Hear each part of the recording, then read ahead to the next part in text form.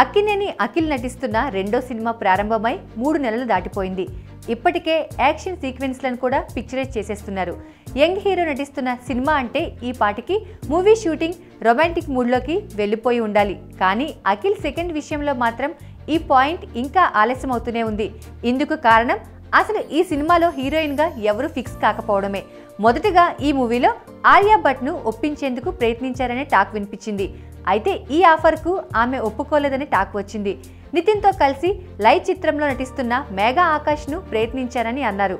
ఆమె కూడా సున్నితంగా తిరస్కరించిందని తెలిసింది. కానీ ఇప్పుడు మరో కొత్త వాదన వినిపిస్తోంది. పలువురు హీరోయిన్స్ ఈ ఆఫర్ను తిరస్కరించడానికి కారణం ఈ మూవీలో హీరోయిన్కు స్క్రీన్ టైం ఎక్కువగా లేకపోవడమే అంటున్నారు.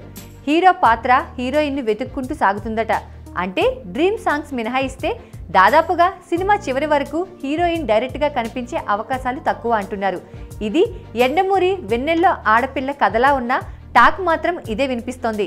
గతంలో ఇలాంటి సినిమాలు వచ్చినా ఈ కథలకు ఏదైనా థ్రిల్లింగ్ ఎలిమెంట్ జోడించి ఉంటుంది. అందుకే కొత్త అమ్మాయి అయితే బెటర్ అని ఫిక్స్ అయ్యారట దర్శకుడు విక్రమ్ కే కుమార్. ప్రస్తుతం కొత్త భామను వెతికే పనిలో ఉన్నారు టీం.